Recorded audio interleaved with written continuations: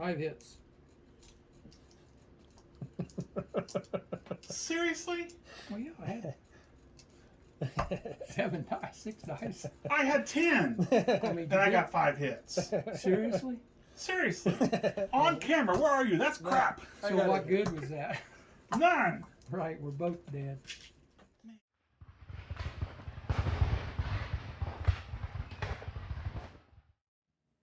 Hello all, Project Wargaming here with a video on a game that we recently played. So as you know, I've been working on printing off and modeling a bunch of 2mm ACW troops. The troops were printed off and I got a number of them painted, so able to do some pretty big battles now with 2mm troops.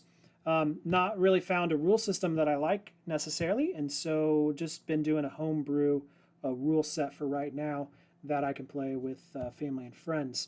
The game that we played today, we started off by doing a scouting phase, so very similar to Chain of Command, where you have poker chips, you're moving across the table until you get into about within 12 inches of another enemy poker chip, and then everything kind of freezes and you set up your battle lines from there. So it's a good way to get us a good set of battle lines, a little bit of strategy at the beginning, but it gets us into combat pretty quickly.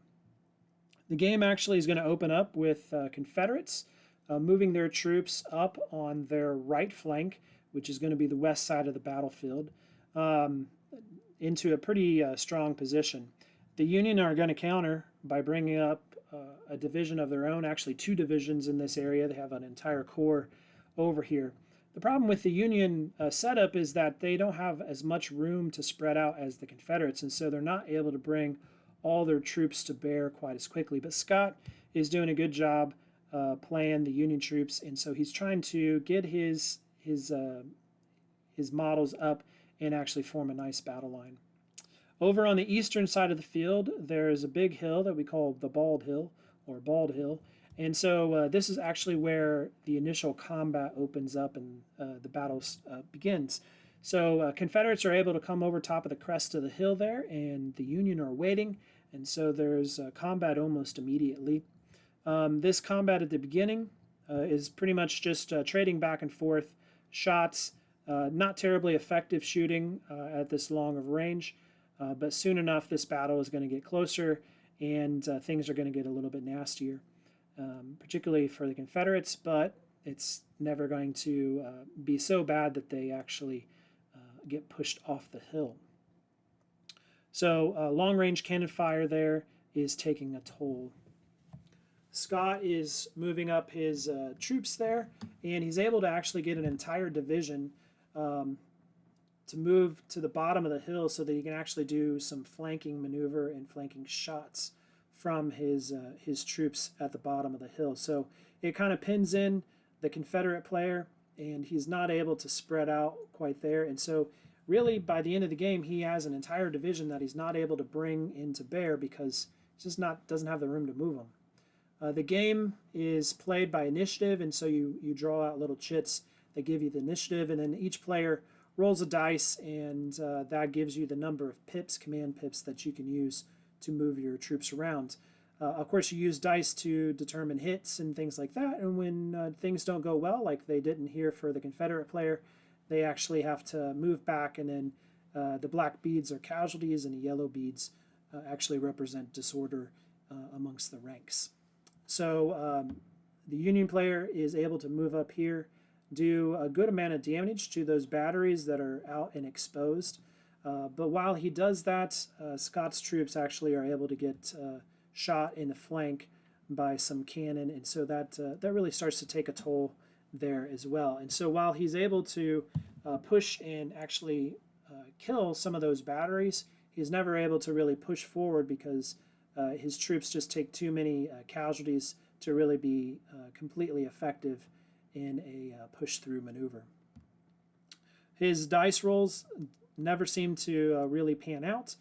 He seems to roll average if he's lucky, and usually a little bit below average when he does roll. So on the other hand, though, the Confederate player always seems to roll pretty well.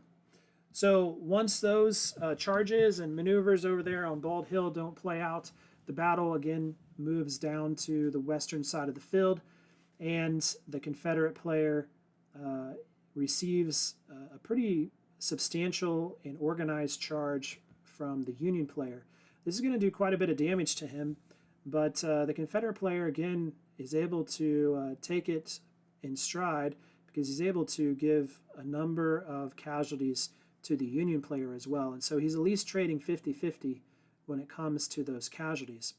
So the battle is starting to unfold. You have a nice battle line forming up there in the center. Troops are still quite a ways away from each other, but soon enough they're going to actually contact there in the middle as well. So Scott is trying to get his troops organized, his corps over here on his left flank, to make a concerted effort and attack there on the western side of the battlefield. He again charges all of his troops forward, but as he moves forward, Cannon is able to attack his troops. And then also, of course, when he does contact the Confederate forces, the melee combat actually doesn't go completely his way. He's certainly able to do plenty of damage, but the Confederates instill a lot of damage on the Union troops. And even though the Confederates lose a brigade, he's able to do enough damage to those attacking Union brigades that it really does pretty much check his charge. So the center unit there breaks, but it's this westernmost brigades that are still going to be involved in combat. Both take heavy casualties, but the Confederates come out on top when it comes to actually winning the combat. So that's due to them having some favorable ground in the woods and the Union troops charging across open ground. It doesn't go so well. So while the Confederates are still pushed back, the Union actually are pushed back as well, and the Union troops are left much in the same spot that they were when they began this turn, even though they did a lot of charging, and it just never really panned out for them.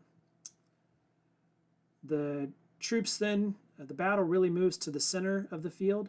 You can see that 3 brigades are attacking 3 Confederate brigades, but those Confederate brigades are quite large. And so the Union are outnumbered there in the center. And while they are rolling almost equal dice because of the setup there, they never really capitalize in the center as well. And so a Union brigade disappears, and Confederates take some losses as well. But ultimately, the Union are pushed back and lose the game.